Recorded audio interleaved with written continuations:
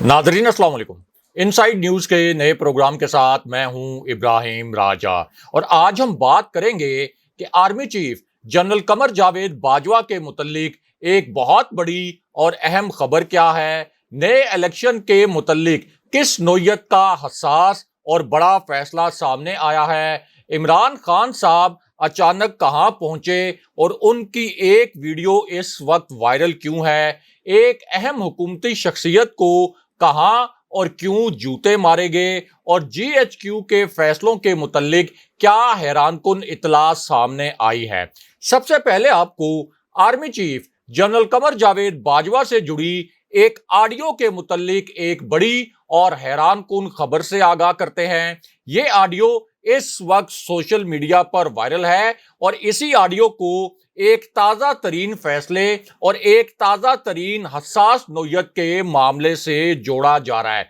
ये ऑडियो इस वक्त सोशल मीडिया प्लेटफॉर्म्स यानी फेसबुक, ट्विटर और इंस्टाग्राम पर इतनी तेजी के साथ फैली कि अब इसी ऑडियो के मुतल्लिक हजारों की तादाद में ट्वीट्स किए गए हैं। और अगर आप ट्विटर पर जाकर देखें तो इस ऑडियो के मुतल्लिक अब ट्रेंड्स भी चलाए जा रहे हैं, क्योंकि ये जो ऑडियो है ये आला तरीन सतह के दो फौजी इजलासों में से एक इजलास के मुतल्लिक है। एक आला तरीन सतह के फौजी इजलास से ये ऑडियो सामने आई है। Army chief general Qamar Javed Bajwa से मंसूब किया गया है इस ऑडियो को। और ये जो फौजी इजलास थे इंतहाई हाई प्रोफाइल इजलास थे, इंतहाई अहम नोयत की ये मीटिंग्स थी। अब इनमें से जो पहला इजलास था उसकी सदारत army chief general Qamar Javed Bajwa कर रहे थे। ये एक ऐसा इजलास था जो कि कोर कमांडर्स कॉन्फ्रेंस से भी ज्यादा अहम इजलास था। आमतौर पर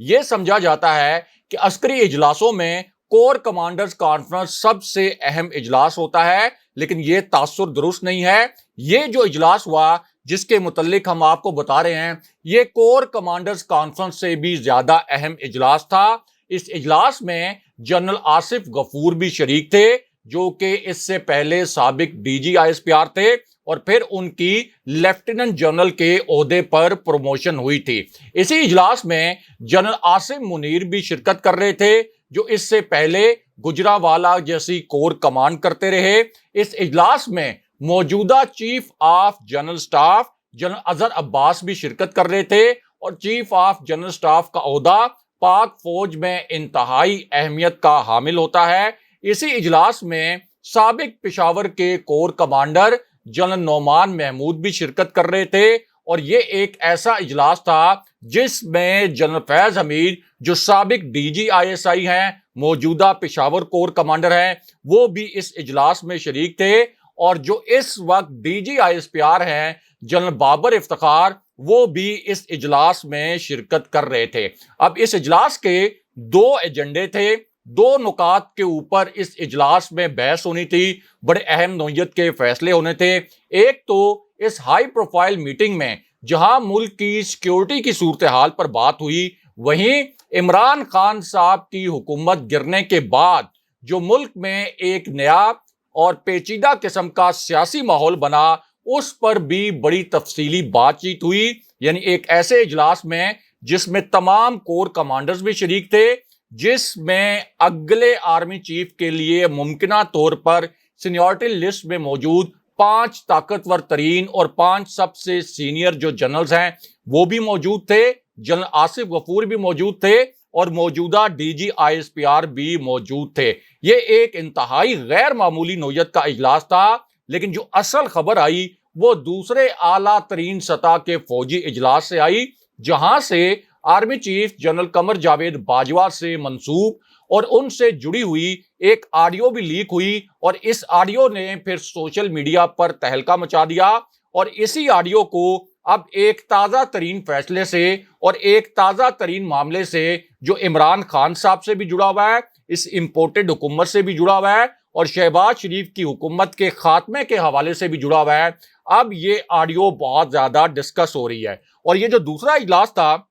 इसकी सदारत भी army chief general Qamar Javed Bajwa खुद कर रहे थे। इस इजलास के दो हिस्से थे। ये इजलास एक तरह से एक इंटरएक्टिव सेशन था। एक हिस्सा ऐसे था جس میں army chief general Qamar Javed Bajwa نے خود بریفنگ دی، جبکہ دوسرا حصہ ایسا تھا جس میں جو شرکاء اس سیشن میں موجود تھے انہوں نے army chief general Qamar Javed Bajwa سے کچھ سوالات کیے۔ اب یہ جو سوالات تھے ان میں سے کم 3 سوالات ایسے تھے جو عمران خان صاحب کے متعلق تھے، ان کی حکومت گرانے کے متعلق تھے، اور اسی طرح نئے الیکشن کے متعلق تھے کہ آخر نیا الیکشن کب ہوگا،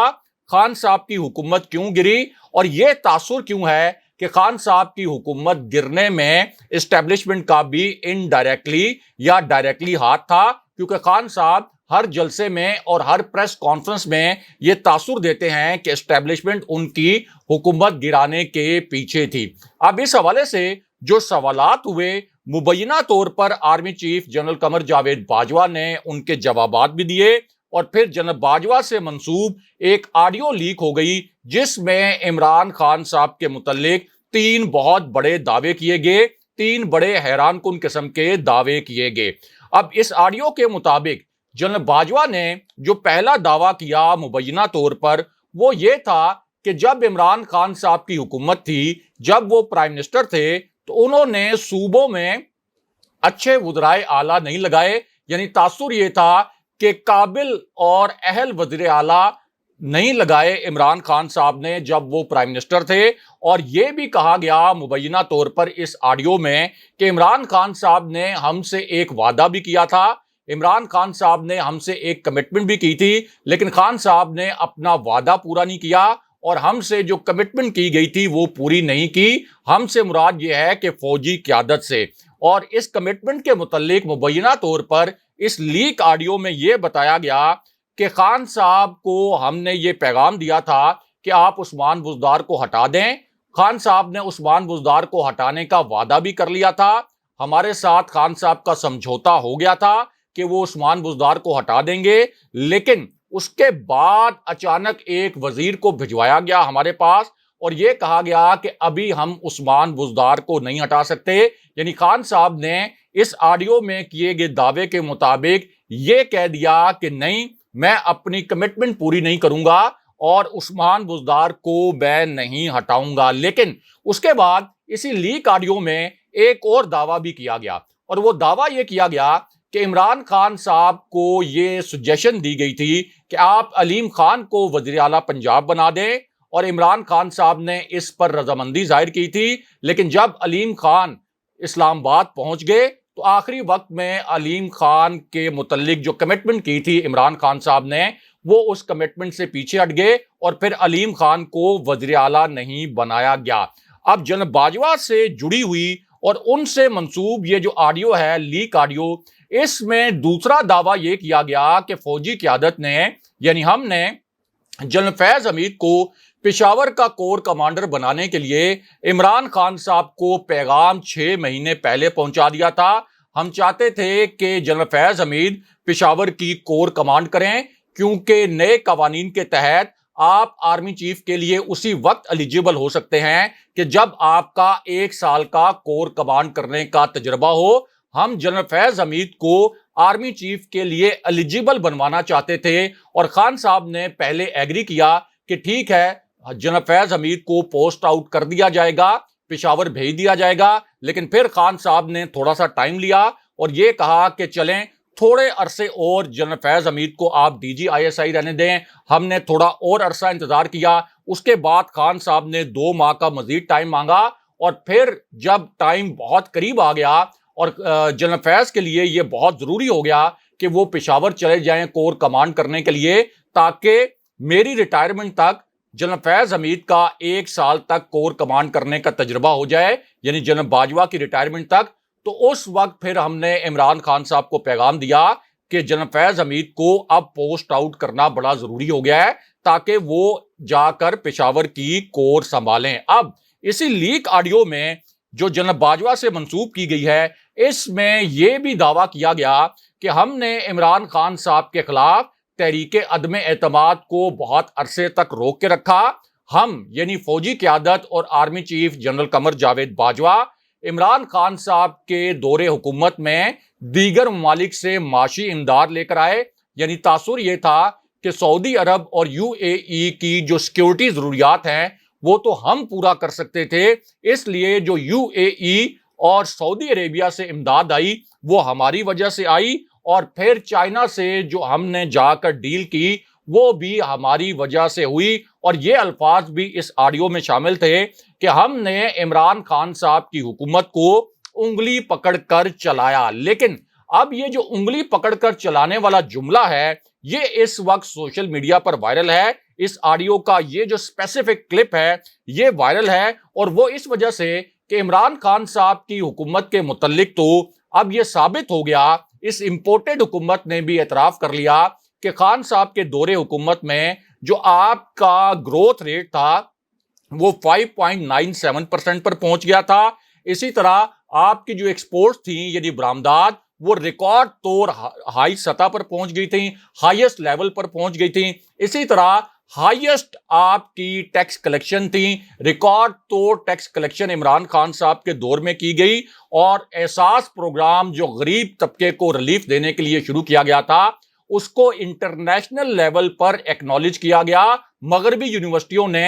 اب اس پروگرام کے متعلق مقالے لکھے ہیں کہ اس پروگرام سے ہمیں بھی سیکھنے کی ضرورت ہے۔ تو اب یہ جو آڈیو کا فکرہ ہے کہ ہم نے عمران خان کو انگلی پکڑ کر چلایا، یہ اس لیے وائرل ہے کہ یہ جو امپورٹڈ حکومت ہے اس کے متعلق اب لوگ اداروں سے اور DGISPR سے سوال یہ کر رہے ہیں کہ یہ امپورٹڈ حکومت آپ کے بھرپور تعاون کے باوجود مکمل طور پر 2 ماہ میں ناکام کیوں ہو گئی۔ بڑے پیچیدہ قسم کے سوالات کیے جا رہے ہیں کہ کس طریقے سے 2 مہینے کے اندر سٹاک مارکیٹ مکمل طور پر بیٹھ گئی، ریکارڈ توڑ مہنگائی ہو گئی، پیٹرول کی قیمتیں 2 گنا ہو گئیں، گیس کی قیمتیں 70% تک بڑھ گئیں۔ تو اب اگر آپ یہ کہتے ہیں کہ خان صاحب کو ہم نے انگلی پکڑ کر چلایا تھا تو اس حکومت کی بھی تو انگلی آپ نے پکڑی ہوئی ہے، پھر یہ حکومت کیوں نہیں چل پا رہی؟ بڑے پیچیدہ نوعیت کے سوالات کیے جا رہے ہیں۔ لیکن یہاں army chief general Qamar Javed Bajwa کے متعلق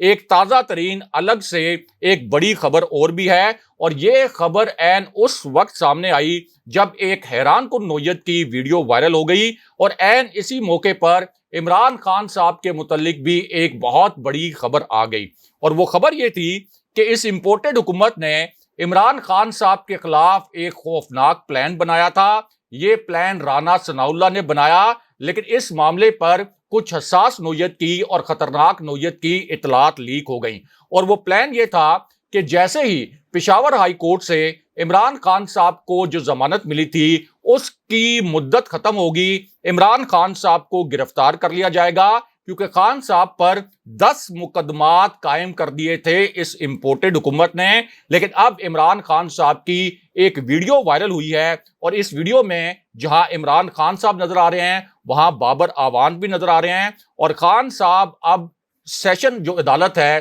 وہاں پہنچے اپنی ضمانت کے لیے، وہ خود وہاں پر گئے اور وہاں لوگوں نے ان کا والہانہ استقبال بھی کیا، اور خان صاحب کی 6 جولائی تک ضمانت منظور کر لی گئی ہے۔ لیکن یہاں ایک تباہ کن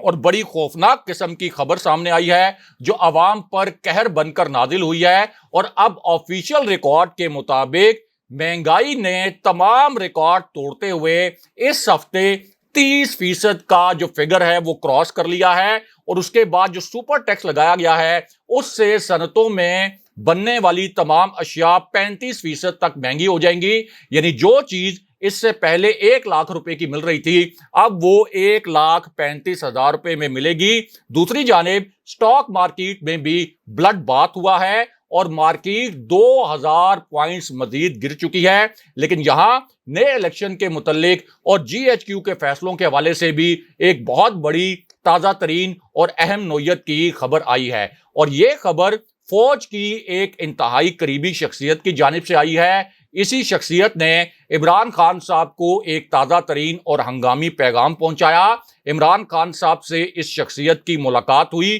اب اس ملاقات کی تصدیق بھی ہوئی ہے، اور اس ملاقات کے بعد فوج کی اس قریبی شخصیت نے 2 بہت بڑے انکشافات کیے ہیں، اور یہ انکشافات کرتے ہوئے اس شخصیت کا تاثر یہ تھا کہ جیسے اس کے پاس فوج کے اندرونی حلقوں سے کچھ اندر کی معلومات آئی ہیں، اور ان معلومات کی بنیاد پر پہلا انکشاف تو اس شخصیت نے یہ کیا کہ میں ایک پیغام لے کر عمران خان صاحب کے پاس آیا تھا، یعنی تاثر یہ تھا کہ میں طاقتور حلقوں کا ایک پیغام لے کر عمران خان صاحب کے پاس پہنچا تھا. میں نے خان صاحب کو طاقتور حلقوں کا وہ پیغام دیا اور اس کے بعد عمران خان صاحب نے بھی ایک جوابی پیغام بھیجا جی ایچ کیو کو یا طاقتور حلقوں کو، اور یہ دعویٰ کیا گیا کہ اب عمران خان صاحب اور طاقتور حلقوں کے درمیان رابطے بحال ہو گئے ہیں. اسی شخصیت نے یہ انکشاف بھی کیا کہ جو نمبر بلاک کرنے کی بات کی جا رہی تھی وہ نمبر بھی ان بلاک ہو گئے ہیں اور نومبر میں الیکشن ہونے جا رہے ہیں. یہ اس فوج کی قریبی شخصیت نے انکشاف کیا. لیکن دوسری جانب ایم کیو ایم کا ایک تہلکہ خیز بیان بھی سامنے آیا ہے اور ایم کیو ایم کے جو رہنما ہیں عامر خان، ان کا یہ کہنا ہے، جو آج کے دن میں ان کا بیان سامنے آیا ہے، کہ ہمارے ووٹ کسی بھی وقت عوام کو اس حکومت سے نجات دلا سکتے ہیں. اور دوسری جانب لاہور سے ایک خطرناک قسم کی ویڈیو وائرل ہوئی ہے، ایک حساس اور دلچسپ نوعیت کی ویڈیو وائرل ہوئی ہے، اور اس ویڈیو میں دیکھا جا سکتا ہے کہ تحریک انصاف کے ایک منحرف رکن جو نون لیگ کے ساتھ مل گئے تھے اور ایک اور لیگی لیڈر کو لوگوں نے ایک کارنر میٹنگ کے دوران انتخابی کیمپین کرتے ہوئے جوتے مارے ہیں، اور اس کی ویڈیو بھی وائرل ہو رہی ہے. اگلے پروگرام تک کے لیے خدا حافظ.